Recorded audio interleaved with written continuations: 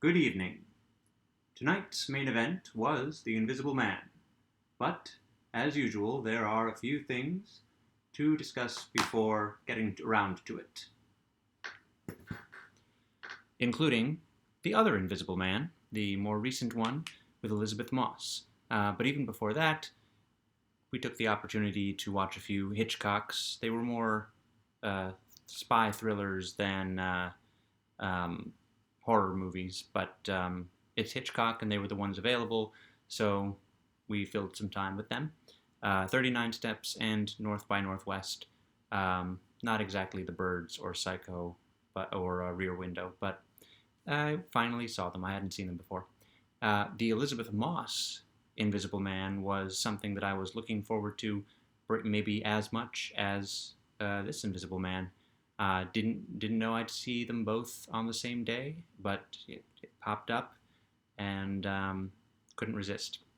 It is the movie that I had expected the original When a Stranger Calls to be, focusing on one person being stalked by someone they can't see, but is always somehow kind of there, and always somehow watching them. And so in that way, it felt like it combined the classic Universal monster with the sort of movie, the sort of horror movie that they were making in the '70s, the kind of Halloween um, and Nightmare on Elm Street and Friday the 13th, that sort of movie, '70s, '80s, with modern sensibilities.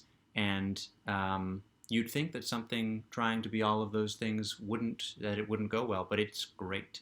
And I wasn't always sure that I would think that it was great, but by the end, and my roommate and I disagreed on the very last moments. I really liked them. She did not, but I it convinced me. It just built and built and built, and I think it might have been a little bit too long, but small complaint. So that Invisible Man, definitely a great movie. I understand there are more Invisible movies planned in the whatever A24 is doing with the Universal monsters. Um, but getting around to this one, still one of my favorites of this collection, of this bunch.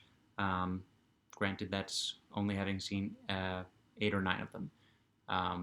But on this viewing, it retained its place. It was one of my favorites way back when, and it was one of my favorites when I finally read the book and then watched the movie. And my recollection is that the movie's very close to the book, and I was watching there's a little documentary, The Invisible Man Revealed, that pops up as part of the DVD, and I watched part of it, and I think that was supposedly H.G. Wells hadn't liked the movie adaptation of The Island of Dr. Moreau, and so he had insisted that this one be more faithful.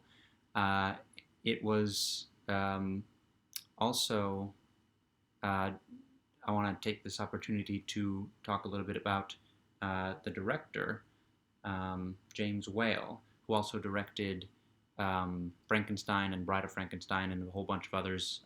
The movie version of Showboat, the original one of those. And there's a movie about him called Gods and Monsters, and Ian McKellen plays him toward the end of his life. And McKellen got an Oscar nomination for this movie. Brendan Fraser is also in the movie. And the movie itself is based on a novel that was based on the final years of Whale's life. So I don't know where it is on the reliable history spectrum, but definitely a great movie, definitely something to check out. I probably won't get to it this month as part of my Halloween viewings, just because I recently saw it and I want to see new things and old things. Um, but definitely something to look at. He was an interesting guy, and he says some interesting things. And again, take them with a grain of salt, given the evolution of how the movie came to be. But interesting things about his work. My nose is tickling a little.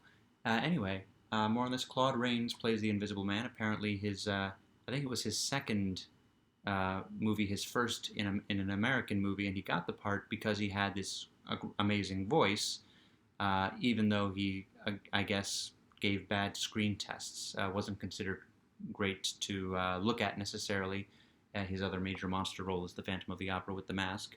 Um, and but the director loved his voice and is a character that you don't see very much. You see him wrapped in bandages, but you don't see his face. He has to, and he I guess considered it limiting to have to act with his voice, not his face. Um, Michael Crawford said when he played the Phantom of the Opera on stage that he found the using his hands to be expressive was important because his face was mostly hidden, and that's however he felt about having his face covered while he was acting. His voice was great and his gestures were great, and they added up to what makes the movie so wonderful.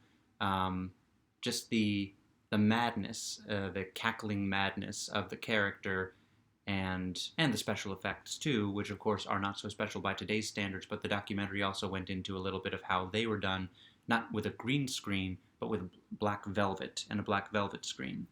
Um, but the fun of the movie is in the hilarity, the cackling villain character, and also the it's always interesting when usually in a monster movie only a few people actually know about and believe in the monster, and society at large thinks they're crazy. In this movie, society at large accepts the monster, knows the monster's there pretty early on, and it's all about society um, getting together and using all of its resources to try to capture the monster, and that can be more interesting than having to do it in secret when nobody believes you and being one person. There's really no one person in this movie that's going against the monster so much as the entire police force and the village. There are other characters, but they may as well not be there, which is not to say that they are superfluous and dead weight in the movie. It's just the movie is society versus the Invisible Man. Kind of like Frankenstein was society versus the monster, but Victor Frankenstein or Henry Frankenstein is an important character. Speaking of Frankenstein, Edward Van Sloan was not in this movie, but Renfield was. Dwight Fry is the name.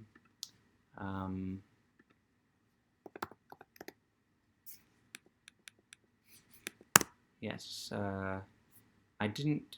Dwight Fry is in the movie. He's Renfield, and he's. I don't know if he's referred to as Igor in Frankenstein. Fritz is his character's name, the Hunchback in Frankenstein, and he wasn't in The Mummy, but he is in this movie. I think I spotted him as a reporter who had a couple of lines, and I think he was also the voice on the radio whenever the radio was doing news.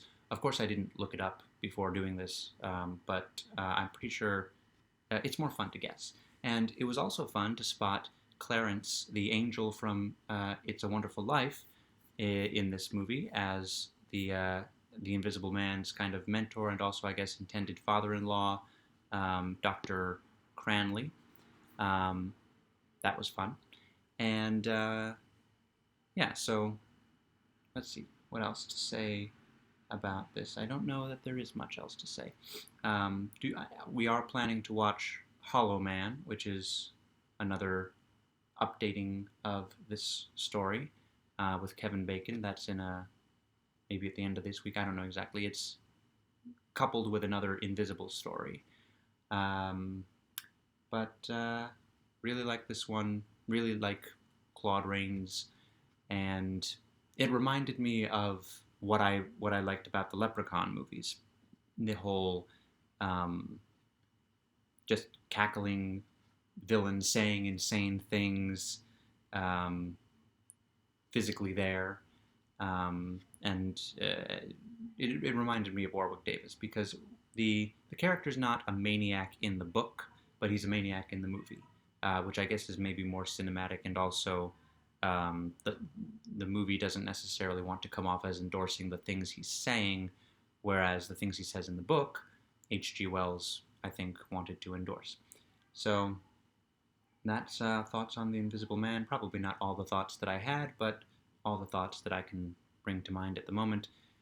Tomorrow night is The Bride of Frankenstein, among other things. Also, James Whale. And um, yeah, so sorry about that. Have a lovely midnight.